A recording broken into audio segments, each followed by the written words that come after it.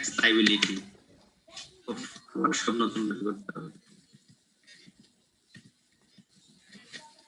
Net tax liability বের করার ক্ষেত্রে যে তোমাদের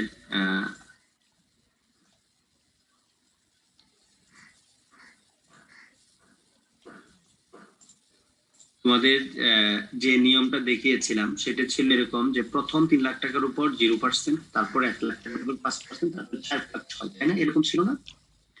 আচ্ছা, সেখানে একটা জিনিস নতুন আছে বা আসছে, সেটা হচ্ছে যে কনসেপ্টটা আগে আমি বলে নেই, সেটা হচ্ছে ট্যাক্স। এর আগে আলোচনা করেছিলাম ট্যাক্স ডিডাক্টেড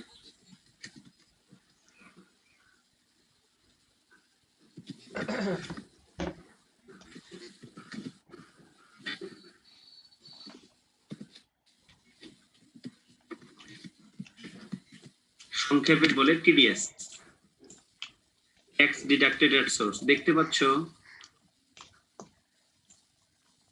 यस স্যার, দেখতে পাচ্ছি।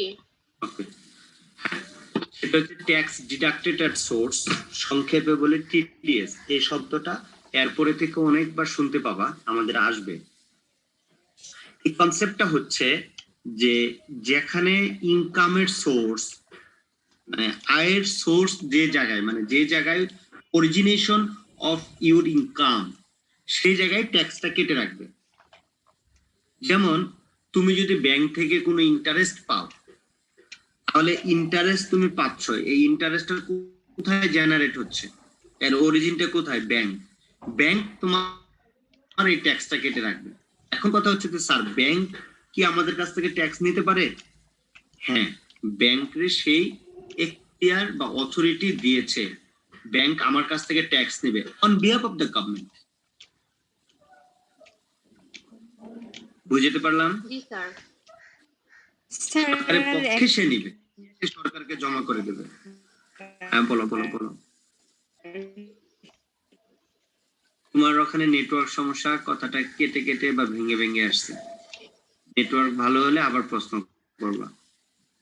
আমি যেটা বলছি যে ট্যাক্স ডিডাক্টেড এট সোর্স কনসেপ্টটা হচ্ছে হোয়ার ইনকাম অরিজিনস,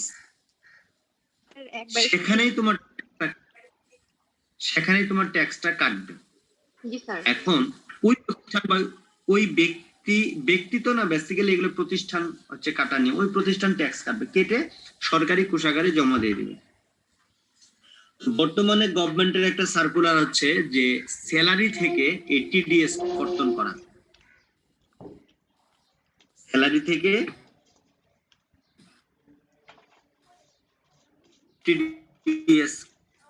টিডিএস কাটা, ট্যাক্স ডিডাক্টেড সোর্স। দেখো, সো হাজি দানেশ আমার এই স্যালারির উপর ট্যাক্স কাটবে।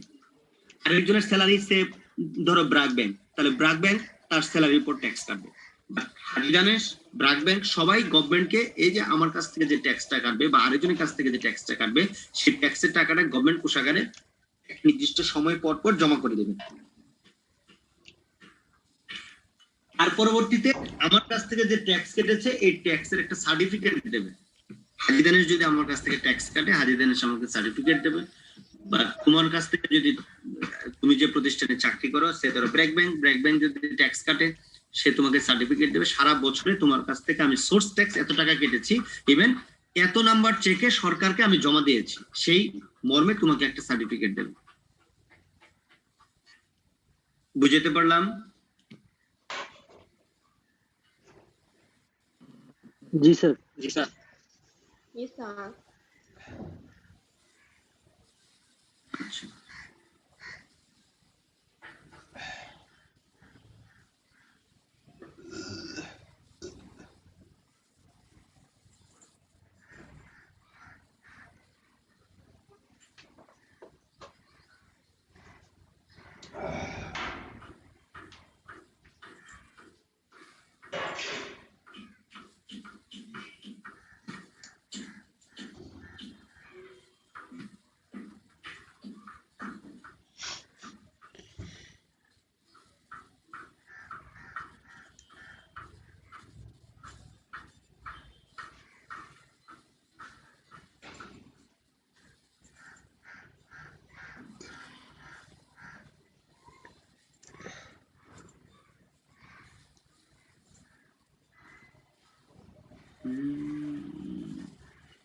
ভুল জায়গায় করে ফেলছিলাম মনে হচ্ছে। পেয়েছি। What I have search screen দেখতে পাচ্ছ? জি স্যার Yes, sir. জি। ঠিক আছে। আচ্ছা, এখানে আমরা গতদিন এই ট্যাক্স লায়াবিলিটি ক্যালকুলেট করতে গিয়েছিলাম। আচ্ছা, অন ফার্স্ট মিনিমাম ট্যাক্স আমাদের ছিল এই নিয়ম। মিনিমাম ট্যাক্সের নিয়মটা ছিল এটা। আচ্ছা, এখন যেটা আমি বলতে চাচ্ছি সেটা হচ্ছে যে এই যে এই ব্যক্তি যে বেসিক স্যালারি পেয়েছে 4,20,000 টাকা, এই 4,20,000 টাকা সে তার এমপ্লয়ার প্রতি মাসে এই 35,000 টাকার উপর একটা আনুমানিক রেটে, এস্টিমেটেড রেটে সে ট্যাক্স কেটে রাখছে, ইভেন সে সরকারকে জমা দিয়েছে। তারপর ওই ইনকাম ইয়ার শেষে ওই প্রতিষ্ঠান এই ব্যক্তিকে একটা ট্যাক্স সার্টিফিকেট দিয়েছে, তোমার কাছ থেকে আমি এত টাকা কেটে রাখছি, ইভেন সরকারকে এই চেক নাম্বারে আমি টাকাটা জমা করে দিয়েছি। এখন তুমি তো অলরেডি ট্যাক্স দিয়ে আসছো সেখানে, তাই না? Yes, sir. এখন সে ধরো তার টোটাল ইনকাম, এখানে আমি যদি বলি তার টোটাল ইনকাম হচ্ছে এখানে কাজ করি, এখানে করি, তার টোটাল ইনকাম সে ধরো 12 লাখ টাকা, 12 লাখ টাকা তার টোটাল ইনকাম। টোটাল ইনকাম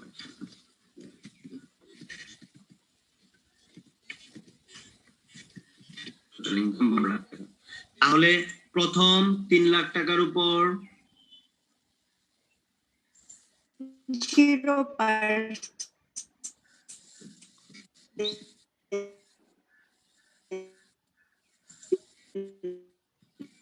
প্রথম 3 লাখ টাকার উপর 0, পরবর্তী 1 লাখ টাকার উপর ট্যাক্স দিতে হবে 5%, 5,000 টাকা। তারপরে কি বলেছিলাম 4, 5, 6, তাই না?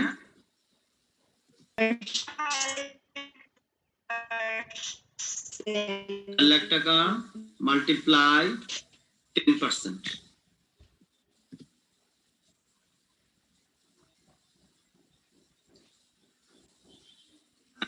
তাহলে এটা হচ্ছে কত? 4 লাখ টাকা উপর 10% 40,000। তাহলে এবার তার কত গেল? 4 লাখ, 3 লাখ 7 আর 1 8 লাখ। এবার আর আছে কত? 4 লাখ। আর 5 লাখ যতই হোক না কেন আমি 4 লাখের উপরেই করবো, কারণ তার তো ইনকাম 4 লাখ। 4 লাখ মাল্টিপ্লাই কত হবে?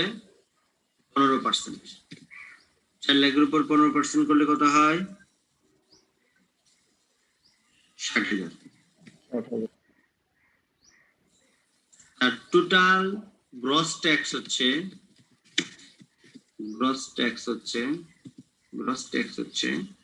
কত? এটা মানে বেশি দিয়ে ফেলছি, তাই না? 1 লাখ টাকা 5%, 5,000 টাকা, 5,000 টাকা। তাহলে হচ্ছে 1,05,000 টাকা তার গ্রস ট্যাক্স। আচ্ছা, এবার আমরা বাদ দিব রিবেট।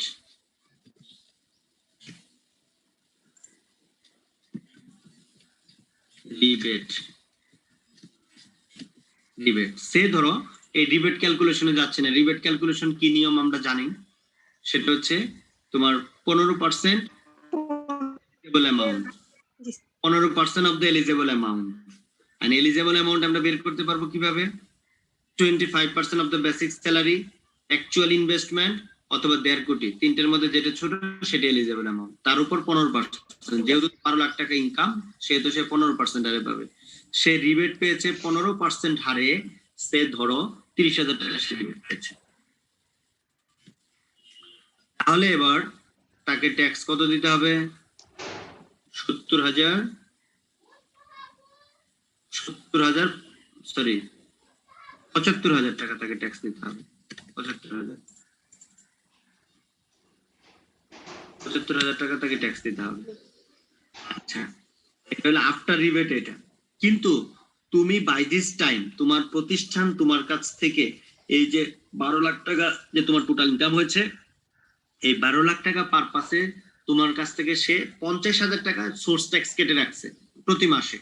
মানে প্রতি মাসে যা রাখছে বছর শেষে 50,000 টাকা ফর এক্সাম্পল, তখন এই অ্যামাউন্ট তুমি তো অলরেডি সেই ট্যাক্সটা দিয়েছো, তখন এই অ্যামাউন্ট থেকে তুমি বাদ দিবা টিডিএস ট্যাক্স ডিডাক্টেড সোর্স 50,000। তাহলে এবার তোমাকে গভর্নমেন্টকে পেড করতে হবে নেট ট্যাক্স পেয়েবল হচ্ছে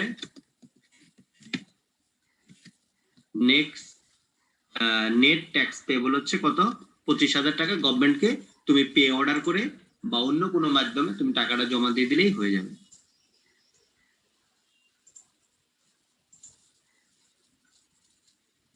বুঝতে পারলাম? স্যার আরেকবার একটু বলেন স্যার শেষেরটা স্যার প্লিজ। স্যার আরেকবার রিপিট করেন স্যার। আচ্ছা আমি আবার রিপিট করছি, খেয়াল করো। প্রথমে টিডিএসটা বলছি। টিডিএসটা হচ্ছে যে যেখানে রেভিনিউ জেনারেট হবে, সেখানে যে প্রতিষ্ঠান এই রেভিনিউটা তোমাকে দিচ্ছে সেই প্রতিষ্ঠানের জন্য সেটা এক্সপেন্স। তুমি যেখানে চাকরি করবা সেই প্রতিষ্ঠানের জন্য বেতনটা তার এক্সপেন্স, বাট এই বেতনটা তোমার তো রেভিনিউ, তোমার ইনকাম, তুমি এই ইনকামের উপর ট্যাক্স দিবা। এখন গভর্নমেন্ট যেটা করছে, দেখো একজন ইন্ডিভিজুয়ালের ইনকাম আগে করে তার উপর সেটার উপর ট্যাক্স দিচ্ছে। এখন তাহলে সরকার ওই বছরটা চলবে কিভাবে? তুমি জুলাই থেকে জুন পর্যন্ত কি করছো? ইনকাম করছো, তারপরে তুমি ট্যাক্স দিচ্ছ, তাহলে সারা বছর সরকার চলবে কিভাবে? তখন সরকার পলিসি করলো যে তুমি অল্প অল্প করে তোমার, সে ধরো আমি আনুমানিক ভাবে আমি ধরে নিচ্ছি তোমার 70,000 টাকা ট্যাক্স আসবে, তুমি আমাকে 50,000 টাকা তুমি সারা বছর ধরে দাও, আর বছর শেষে হিসাব করে আর বাদ বাকি 20,000 হোক 25,000 হোক 22,000 হোক তুমি আমাকে তখন দিয়ে দিও। বুঝতে পেরেছো? এই কারণে এই টিডিএস কনসেপ্টটা আসছে, যেখানে রেভিনিউ জেনারেট হবে সেখান থেকেই তোমার এই ট্যাক্স কর্তন করা হবে। এখন আমি এখানে ধরে নিয়েছি যে এই ভদ্রলোকের টোটাল ইনকাম বা ট্যাক্সেবল ইনকাম হচ্ছে 12 লাখ টাকা। 12 লাখ টাকা। আচ্ছা এখন 12 লাখ টাকা ট্যাক্স, 3 লাখ টাকার উপর 0%, 1 লাখ টাকার উপর 5%, 4 লাখ টাকার উপর 10%, আর বাদ বাকি 4 লাখ টাকার উপর 15%। তার টোটাল গ্রস ট্যাক্স আসে, সে ধরো আর টোটাল গ্রস ট্যাক্স আসে কত? 1,05,000। কিন্তু আমরা 30,000 টাকা রিবেট পাবো, আমাদের ইনভেস্টমেন্ট অ্যালাউন্স আছে, সেই ইনভেস্টমেন্ট অ্যালাউন্সের উপর আমরা 30,000 টাকা রিবেট পাবো। আচ্ছা এই 30,000 টাকা যে আমরা রিবেট পাবো, রিবেট নিলাম, নেওয়ার পর আমাকে এবার পে করতে হবে 75,000 টাকা। কিন্তু বাই দিস টাইম আমার যখন স্যালারি হচ্ছিল, সেই স্যালারি থেকে আমার টিডিএস কর্তন করে রাখছে আমার প্রতিষ্ঠান আরো 50,000 টাকা। তার মানে 75 থেকে আমি অলরেডি তো 50,000 গভর্নমেন্টকে দিয়ে দিয়েছি, ইভেন আমি দেইনি, আমার প্রতিষ্ঠান আমার কাছ থেকে কেটে রেখে প্রতিষ্ঠান দিয়েছে। প্রতিষ্ঠান আবার আমাকে একটা সার্টিফিকেট দিয়েছে, সেই সার্টিফিকেটটা আমি যখন গভর্নমেন্টকে যখন 25,000 টাকা দেবো, তখন এই 25,000 সাথে আমি সার্টিফিকেটটাও দিয়ে দিব যে আমি আরো 50,000 টাকা ইতিমধ্যে দিয়েছি। বুঝাতে পারলাম এবার? জি স্যার। জি স্যার বুঝছি। স্যার রিবেটটা 30,000 হইলো কেন স্যার? রিবেটটা 30,000 হলো, এটাতে আমি একটা ইমাজিনারি ডাটা ধরেছি। রিবেটটা কিভাবে পাবো সেটা কিন্তু একটু গল্প আমি বলে আসছি আমার কথার মাঝে। রিবেটটা হবে কত পার্সেন্ট? এখানে কত 50% পার্সেন্ট of হবে? total income। এখানে কত পার্সেন্ট হবে কেউ বলতে পারো? এই যে প্রশ্ন করছে সে বলতো রিবেটটা কত পার্সেন্ট হবে এখানে? 15% বলছিলেন মনে হচ্ছে। 15% বলি আর না বলি 15%ই হবে, কারণ তার টোটাল ইনকাম 15 লাখের নিচে। টোটাল ইনকাম যদি 15 লাখ বা 15 লাখের নিচে হয় তাহলে সে 15%। জি স্যার। টোটাল ইনকাম যদি 15 লাখ এক্সিড করে তখন রিবেট হবে 10%। 10% হবে। 10% তুমি you will apply বেশি হয় তাহলে on what 10%। amount? On what amount you will apply 15%? The amount is the কি? তিনটার ছোট, যে ওই অ্যামাউন্ট হচ্ছে তিনটা জিনিসের ছোট। একটা হচ্ছে কি actual investment,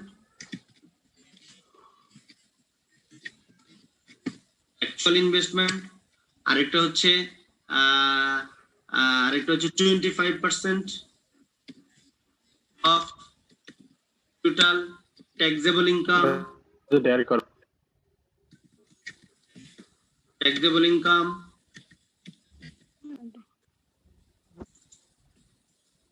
25% of total taxable income, 1.55 crore.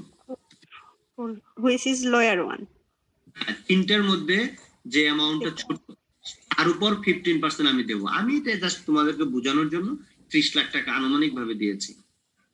তারপর 75,000 টাকা, 75,000 থেকে তুমি অলরেডি সার্টিফিকেট পেয়েছো 50,000 টাকা, you have paid through source tax. So তোমাকে এবার নেট সরকারকে 25,000 টাকা দিতে হবে। 25,000 টাকা দিতে হবে। তোমাদের কিন্তু যখন সবাই চাকরি করবা তখন কিন্তু সবাইকে কিন্তু এইভাবে ট্যাক্স ক্যালকুলেট করে গভর্নমেন্টকে জমা দিতে হবে। কেউ যেন আবার উকিল অ্যাডভোকেট ধরে যেন এই ট্যাক্সটা যেন জমা না দাও। 5,000 10,000 টাকা খরচ হবে যদি অ্যাডভোকেট ধরে দাও। নিজেরা পারবা না। জি স্যার পারবো। এখানে জাস্ট এই জিনিসটাই দেখবা, এই যে যখন ট্যাক্স দেওয়ার সময় হয় তখন দেখবা আমাদের চেম্বার গুলোতে এত ভিড় থাকে, কারণ ওই যে বিভিন্ন কলিগ মানে যেগুলো তোমার নন বিজনেসের যে কলিগ গুলো আছে সবাই আসতেছে, বলতেছে এটা একটু সলভ করে দেন, এটা দেখেন কিভাবে কি হবে। এগুলো যারা জানে না বা পারে না তারা এগুলো তোমার অ্যাডভোকেটের মাধ্যমে করে থাকে। আবার তোমাদের মধ্যে অনেকে আছে এই অ্যাডভোকেসি করবা, income tax practitioner. Income tax practitioner,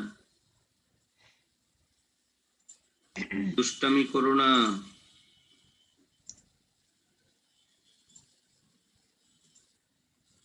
আচ্ছা, তোমাদের মধ্যে কেউ হবে আবার ইনকাম ট্যাক্স প্র্যাকটিশনার, আইটিপি বলে সংক্ষেপে। কি বলে? আইটিপি। টিপি টিপি হচ্ছে কি? Income tax practitioner. Income tax practitioner. তোমাদের মধ্যে অনেকে আবার এই প্রফেশন বেছে নেবে, প্র্যাকটিশনার আইটিপি। এটা কি আবার?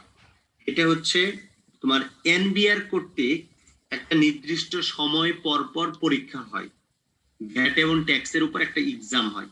সেই এক্সামটা যদি তোমার গ্রাজুয়েশন থাকে ইউ ক্যান অ্যাপ্লাই করার পর তারা এক্সাম নেবে। এক্সাম নিলে যদি তুমি সেখানে কোয়ালিফাই করো তাহলে তোমাকে একটা আইটিপি নাম্বার দেবে বা একটা আইটিপি সার্টিফিকেট দেবে। এখন তুমি হচ্ছে practitioner, income tax practitioner. That is তুমি ইনকাম ট্যাক্স রিলেটেড তুমি প্র্যাকটিস করতে পারো, তুমি এই বিষয়ে তুমি নলেজেবল, তুমি এই বিষয়ে অ্যাডভাইস দেওয়ার মতো তুমি রাইট রাখো, সেটাকে বলি ইনকাম ট্যাক্স প্র্যাকটিশনার। ঠিক আছে, এটাও একটা প্রফেশন, ছোট প্রফেশন বাট এটা একটা প্রফেশন। তোমাদের মাঝে অনেকে আছে হয়তো ভবিষ্যতে এদিকেও ক্যারিয়ার করতে পারো।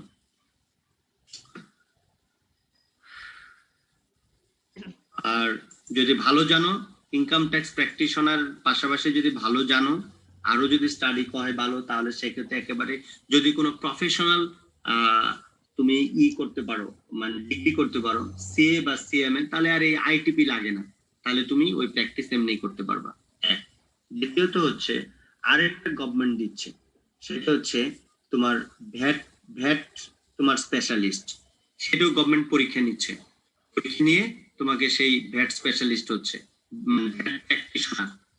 ভ্যাট অ্যাক্ট হচ্ছে, ইভেন এই ভ্যাট গুলো প্রত্যেকটা প্রতিষ্ঠানে এখন বাধ্যতামূলক করে দিয়েছে। ভ্যাট প্র্যাকটিশনার এটার সামনে খুব মানে এই প্র্যাকটিশনারদের ডিমান্ড সামনে অনেক বেশি, আমি মনে করি প্রসপেক্ট অনেক বেশি। সেটা হচ্ছে যে কারণ ভ্যাটের স্কোপ এত বাড়িয়েছে, মানে লাস্ট 2012 একটা ভ্যাট অ্যাক্ট সরকার অনেক বাধার মুখে পাশ করেছে, ইমপ্লিমেন্ট করার চেষ্টা করতেছে। মানে প্রত্যেকটা ক্ষেত্রে এত ভ্যাটের ইমপ্লিমেন্টেশন, ইভেন প্রত্যেকটা দোকান তাদের ভ্যাট রেজিস্ট্রেশন নিয়ে তাদের ভ্যাট রিটার্ন দাখিল করতে হবে। মানে এই ভ্যাটের কাজটা এত একটু ডিফিকাল্ট, এটা প্র্যাকটিশনার বা স্পেশালিস্ট না হলে পসিবল না। তো এইটাও সরকার দিচ্ছে। কিছুদিন আগে একটা এক্সাম হয়ে গেছে এই ভ্যাটের কিছুদিন আগে একটা এক্সাম হয়েছে। ফার্স্ট এক্সাম হলো, যারা সেখানে কোয়ালিফাই করেছে তাকে ভ্যাট রেজিস্ট্রেশন সার্টিফিকেট দিয়েছে বা প্র্যাকটিশনার সার্টিফিকেট দিয়েছে, তারা এটাকে প্র্যাকটিস করতে পারে, কনসালটেন্সি এক কথায় যেটা। আর যদি সিএ বা সিএমএ থাকে তাদেরকে এই ভ্যাট প্র্যাকটিশনার সার্টিফিকেট নেওয়ার দরকার নেই, তারা সরাসরি এনবিআর অ্যাপ্লাই করে এই ভ্যাট প্র্যাকটিশনার সার্টিফিকেট নিয়ে নিতে পারে। অ্যাপ্লাই করতে হবে, তারপর তারা একটা সার্টিফিকেট দেবে, কিন্তু তাদের জন্য কোনো এক্সাম নেই।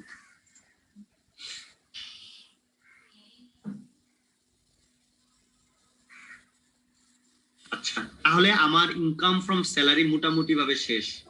এই জায়গা থেকে আমি এখন অন্য চ্যাপ্টারে চলে যেতে যাচ্ছি।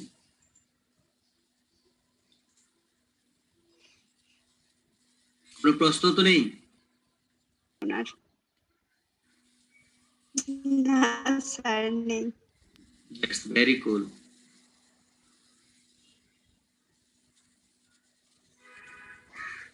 আমাদের স্টুডেন্টরা অনেক ভালো বুঝে।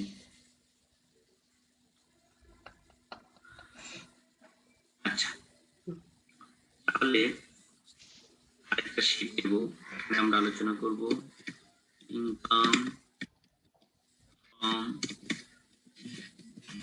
Interest on securities.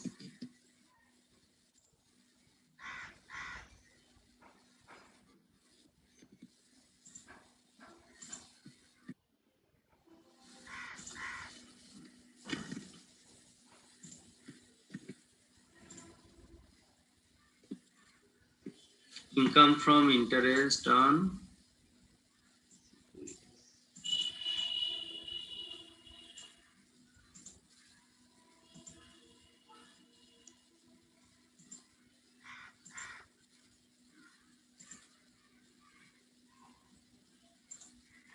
কি হলো?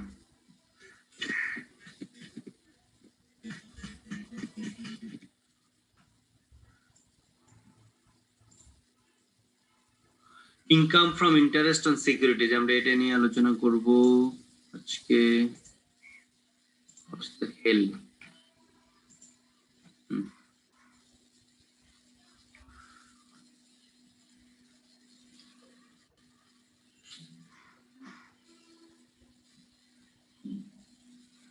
স্ক্রিন দেখতে পাচ্ছ? জি স্যার পাচ্ছি। বড় করে নিলাম। Income from interest on securities, একটা দুইটা বিষয়, একটা হচ্ছে ইন্টারেস্ট আর একটা হচ্ছে সিকিউরিটিজ। ইন্টারেস্ট কাকে বলে, সিকিউরিটিজ কাকে বলে, বলো তোমরা একটু বলো।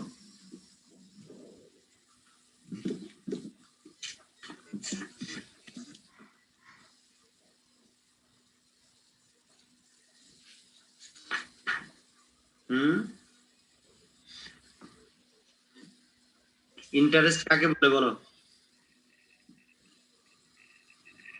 স্যার কোনো কিছুর উপর আমি নির্দিষ্ট পরিমাণ হারে একটা টাকা সরকারকে বা কোনো মানে আমার প্রতিষ্ঠানে, যে প্রতিষ্ঠানে আমি জব করছি সেই প্রতিষ্ঠানের মাধ্যমে সরকারকে দিচ্ছি, সেটা হচ্ছে interest. Sir share of profit কি এটা? প্রফিট ইন্টারেস্ট কেন হবে? ইন্টারেস্ট হচ্ছে যে তুমি কারো সাময়িক ভাবে ব্যবহার করার জন্য তাকে যদি কোনো মূল্য দাও, সেটা হচ্ছে ইন্টারেস্ট। এটা সরকারকে দিচ্ছ, অসরকারকে দিচ্ছ, that is not the matter. Matter is that just you are paying a price for using the funds of other. তুমি অন্যের ফান্ড সাময়িকভাবে ব্যবহার করার জন্য তাকে যে মূল্যটা তুমি দিচ্ছ, সেটাই হচ্ছে ইন্টারেস্ট। তোমার কাছে হচ্ছে এটা ইন্টারেস্ট এক্সপেন্স, তার কাছে হচ্ছে এটা ইন্টারেস্ট রেভিনিউ। ঠিক আছে? এবার ইন্টারেস্ট ক্লিয়ার? এবার ইন্টারেস্ট বললে এটা বলো না যে স্যার ইন্টারেস্ট ইজ এ সুদ। আচ্ছা, এখন আমরা আসবো সিকিউরিটিজ কাকে বলে। সিকিউরিটিজ আমরা জানি, বিজনেসের স্টুডেন্ট হিসেবে আমরা দেখে আসছি যে সিকিউরিটিজ হচ্ছে যে একটা পেপার, যে পেপারের মাধ্যমে কর্পোরেশন গুলো তারা ফান্ড কালেকশন করে থাকে for a certain period of time. Even সেই ফান্ড যে তারা কালেকশন করে কর্পোরেশন, সেই ফান্ড যে সাময়িক সময়ের জন্য তারা ফান্ড নিচ্ছে, আমার লাভটা কি? আমি যদি তাকে ফান্ড দিই, আমি যদি তাদের একটা সিকিউরিটি পারচেজ করি, তাহলে আমার লাভটা কি? আমার লাভ হচ্ছে সে আমাকে ইন্টারেস্ট দেবে ওই সময় পর্যন্ত, যে সময় পর্যন্ত আমি সিকিউরিটিটা হোল্ড করব। এটা হচ্ছে আমরা জানি security. Income tax ordinance 1984 has defined the interest from interest on security, এটাকে সে ডিফাইন করে দিয়েছে। বাট ইনকাম ট্যাক্সের অর্ডিন্যান্সে সিকিউরিটিজ এর ডেফিনেশন নাই, কারণ সিকিউরিটিজ বিজনেসে যে সিকিউরিটিজ আছে সিকিউরিটি সেটাই যে সিকিউরিটিজ একটা ফাইন্যান্সিয়াল ইনস্ট্রুমেন্ট, যে ইনস্ট্রুমেন্টের মাধ্যমে একটা কর্পোরেশন তারা নির্দিষ্ট সময়ের জন্য ফান্ড কালেকশন করে থাকে এবং তার বিনিময়ে তারা ইন্টারেস্ট দেয়। মনে থাকবে? জি স্যার। এখন ইনকাম ট্যাক্স অর্ডিন্যান্স ডিফাইন করছে what is income from interest on securities. এই ইনকামটাকে সে ডিফাইন করেছে। এখানে সে বলছে, সে অর্ডিন্যান্সে বলছে যে interest receivable by the SSC on any security of the government or any security approved by government. Interest receivable by the SSC মানে receivable মানে কি will be received in the future by the SSC on any security of the government, governmenটের security হতে পারে অথবা any security approved by the government, even কোন যদি security সরকার কর্তৃক অনুমোদিত হয় সেটাই তোমার ইনকাম হবে। আরেকটা বলছে interest receivable by him on debenture or other securities of money issued by or on behalf of local authority or a company. Interest receivable by him money ki SSC on debenture or other securities of money issued by or on behalf of the local authority or a company. যে এক কথায় যে এই security যদি কোনো সরকার বা সরকার অনুমোদিত কোনো সিকিউরিটি থেকে যদি কোনো তুমি ইন্টারেস্ট পেয়েছো বা পাবা তাহলে সেটা ইনকাম ফ্রম সিকিউরিটি, অথবা কোনো লোকাল অথরিটি বা কোনো কোম্পানি যদি এই সিকিউরিটিজ ইস্যু করে সেখান থেকে যদি তুমি কোনো ইন্টারেস্ট পেয়েছো বা পাবা সেটাও তোমার income from interest on security. যে ইনকাম ট্যাক্স অর্ডিন্যান্স 1984 বলছে যে এটা যে ইনকাম ফ্রম সিকিউরিটিজ বলতে আমরা এই দুইটা জিনিস বুঝাবো। ঠিক আছে, তাহলে কি কি কন্ডিশন আমরা তাহলে এই income from interest on securities আমাদের কি কি কন্ডিশন ফিল আপ করবে? প্রথমত যে ইনকামটা হইতে হবে ইন্টারেস্ট ইনকাম। কি ইন্টারেস্ট? ব্যাংক ইন্টারেস্ট কিন্তু না। কি ইন্টারেস্ট না? ব্যাংক ইন্টারেস্ট না। ইন্টারেস্ট হতে হবে সিকিউরিটিজ থেকে ইনকাম। ইভেন এই securities must be from securities by the must be approved by the government. এই সিকিউরিটিজ অবশ্যই সরকার কর্তৃক কি হতে হবে? অনুমতি হতে হবে, অথবা কোম্পানি বা কোনো লোকাল অথরিটি কর্তৃক এই সিকিউরিটিজটা ইস্যু হতে হবে। এই দুইটা জিনিস। তাহলে এই কন্ডিশন গুলো ফিল আপ করলেই তখন আমরা এটা বলবো। যদি এরকম বলি যে ইন্টারেস্ট ইনকাম ফ্রম সে ধরো ইন্টারেস্ট অন ব্যাংক ডিপোজিট, এটা কি এর মধ্যে আসবে? এই ইনকামের মধ্যে আসবে ইন্টারেস্ট অন ব্যাংক ডিপোজিট? আসবে এটা? আসবে না স্যার। না স্যার। স্যার ব্যাংক ইন্টারেস্ট আসবে না। হ্যাঁ না স্যার আসবে না। আসবে না। যদি বলি এরকম যে gain on sell of securities, এই সিকিউরিটিজ বিক্রি করে তোমার ইনকাম হয়েছে, এটা আসবে এখানে?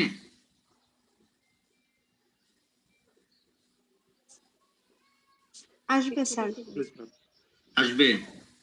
কিভাবে আসবে? বললাম তার মধ্যে কি আছে? আমি কি সেলের কথা একবারও বলেছি? শুধু দুইবারই ইন্টারেস্টের কথা বলেছি। ইন্টারেস্ট হতে হবে, একটা গভর্নমেন্ট অ্যাপ্রুভ সিকিউরিটির ইন্টারেস্ট হতে হবে, আর একটা লোকাল অথরিটি বা কোনো কোম্পানি কর্তৃক ইস্যুড সিকিউরিটির ইন্টারেস্ট হতে হবে। আমি কি বিক্রির কথা বলেছি? এই দুইটা ইন্টারেস্টই শুধুমাত্র এই ইন্টারেস্টের মধ্যে আসবে।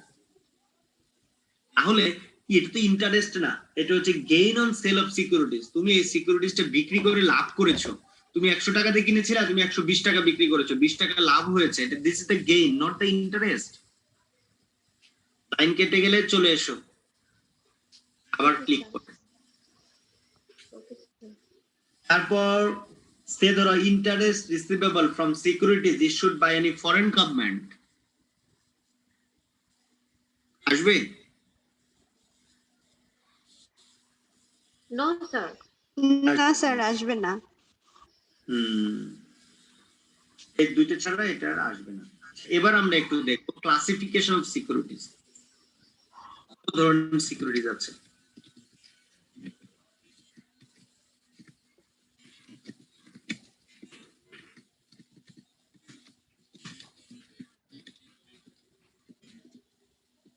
Classification of securities.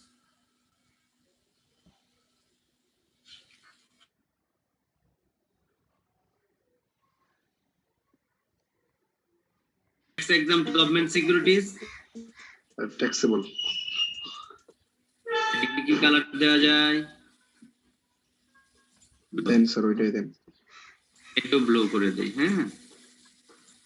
আচ্ছা, আর কমার্শিয়াল সিকিউরিটিজ কে আবার দুই ভাগে ভাগ করেছে। একটা বলছে কি, একটাকে বলছে গভর্নমেন্ট আর কমার্শিয়াল। এটা হচ্ছে জিরো কুপন বন্ড। দেখা যাচ্ছে তো?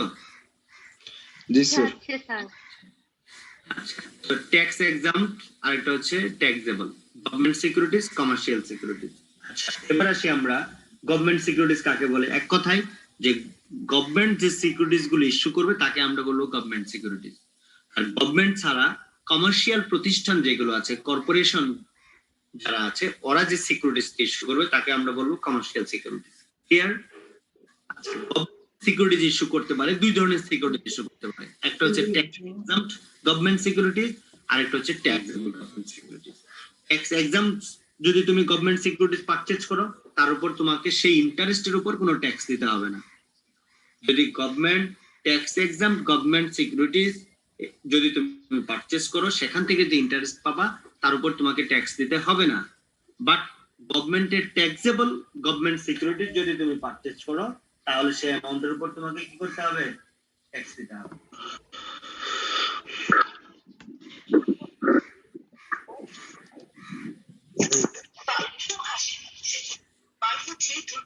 এটা বন্ধ কর।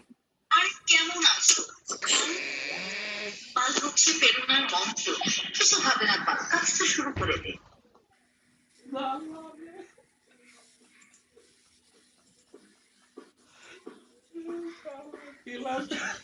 তাহলে কি বললাম যে ট্যাক্স এক্সাম্পট গভর্নমেন্ট সিকিউরিটিজ আর those securities issued by the government will with the condition that interest thereon shall not be liable to tax.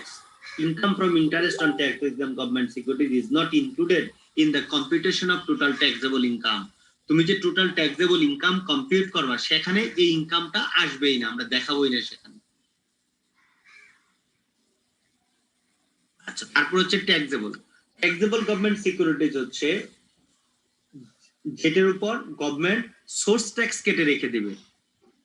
যে ইন্টারেস্টের উপর গভর্নমেন্ট সোর্স ট্যাক্স কেটে রেখে দিবে, তাহলে তুমি যে অ্যামাউন্টটা পাবা সেটা কি অ্যামাউন্ট পাবা?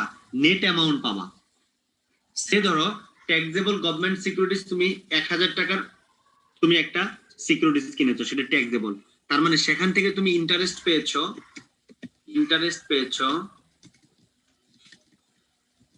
100 টাকা। এই 100 টাকার উপর তোমাকে ট্যাক্স দিতে হবে। But tax exempt government securities থেকে যদি তুমি 100 টাকা পাও,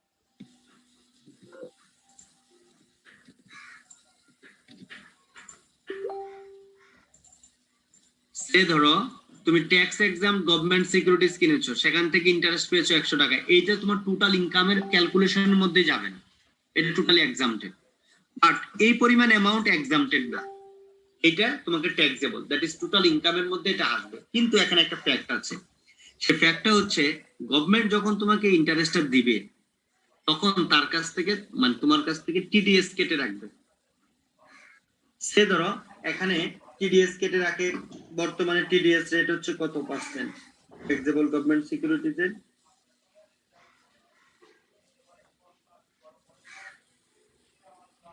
10%।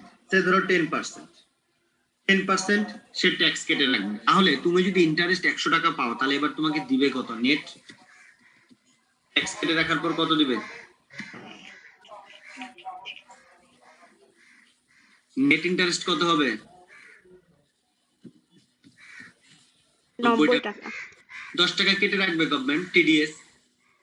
টিডিএস কত রাখলো গভর্নমেন্ট? 10 টাকা।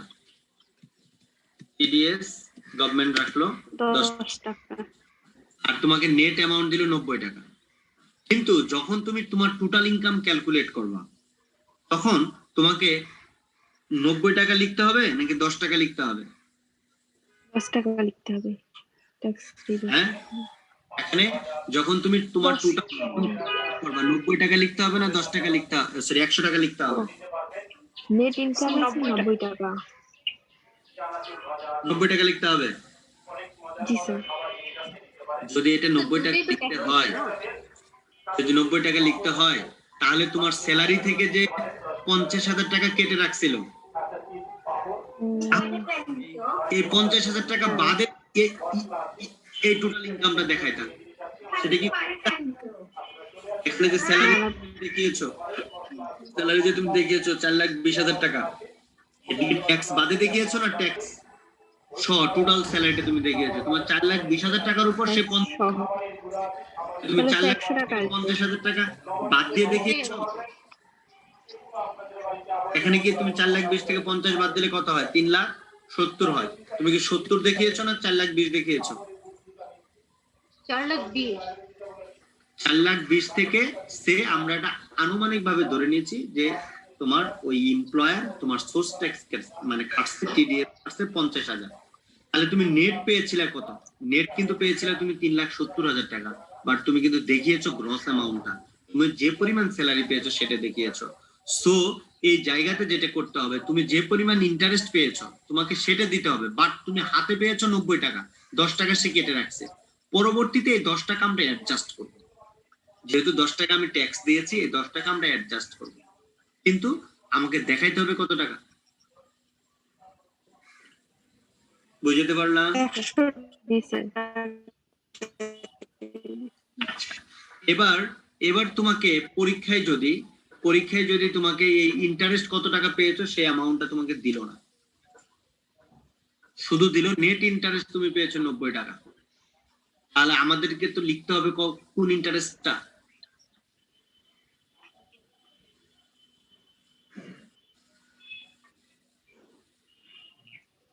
কোন ইন্টারেস্ট লিখতে হবে? টোটাল ইন্টারেস্ট যেটা ছিল সেটাই লিখতে হবে। গ্রস 100 ইন্টারেস্ট টাকা। লিখতে হবে। জি, তাই গ্রস ইন্টারেস্ট আমি কিভাবে লিখবো? এই নেট অ্যামাউন্টটাকে আমাদের গ্রসিং আপ করতে হবে। নেট অ্যামাউন্টটাকে আমরা কি করব? গ্রসিং আপ করব। ঠিক আছে, আমরা গ্রস আপ করব। গ্রস আপ করার ফর্মুলা কি? গ্রস আপ করার ফর্মুলা হচ্ছে তোমার নেট ইন্টারেস্ট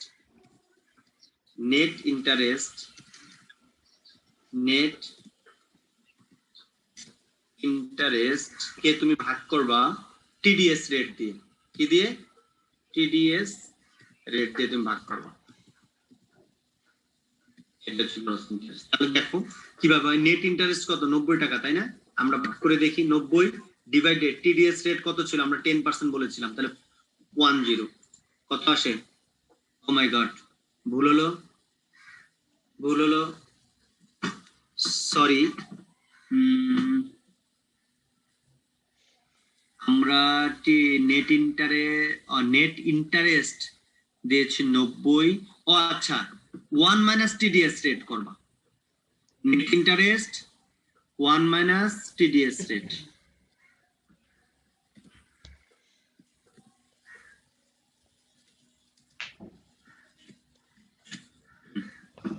কি বললাম? 1 minus TDS rate. TDS rate। Grossing up হয়ে যাবে। গ্রসিং আপ কিভাবে করবা? গ্রস আপ ফর্মুলাটা লিখে রাখো, net interest divided 1 minus TDS rate, এটাই ফর্মুলা। আর যদি গ্রস ইন্টারেস্ট দেয়া থাকে তাহলে আমাদের কি আর গ্রস আপ করার দরকার আছে?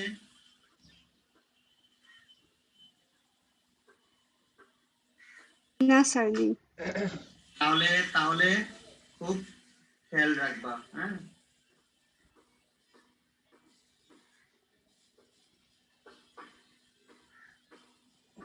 তাহলে খুব খেয়াল রাখবা। গ্রসিং আপটা বলো তো, সবাই বলো তো, এটা গ্রসিং আপের ফর্মুলাটা কি? Net interest divided 1 1 minus minus TDS. rate। 1 minus TDS rate.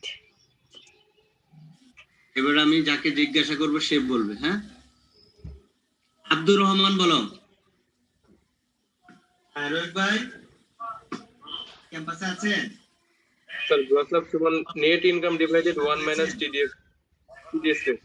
কতকাল দিয়েছেন? আচ্ছা, আর রেজিস্ট্রার সাহেব কি আজকে আসছে জানেন? একটা খোঁজ নেন তো রেজিস্ট্রার আসছে কিনা,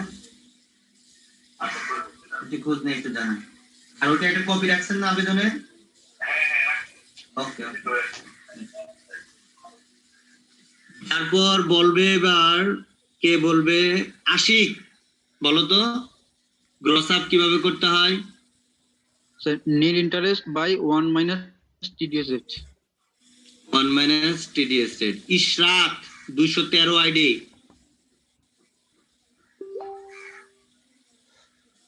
ইশরাক 213 আইডি, শুনতে পাচ্ছ? নাই।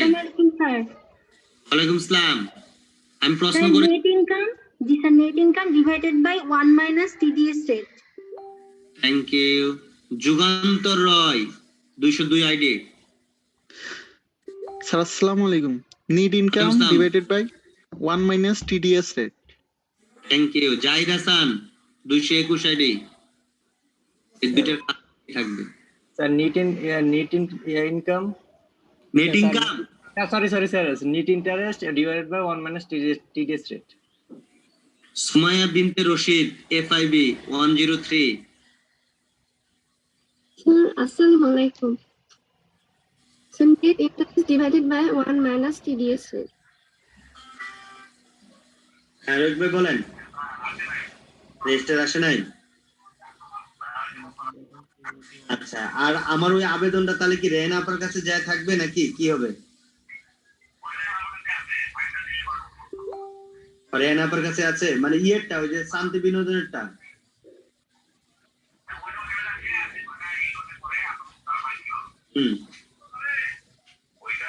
আচ্ছা ঠিক আছে। আচ্ছা, তারপর বলবে Shamima Akter nice. Net interest divided by 1 minus TDS rate. divided by 1 minus TDS rate. Toufiqur Rahman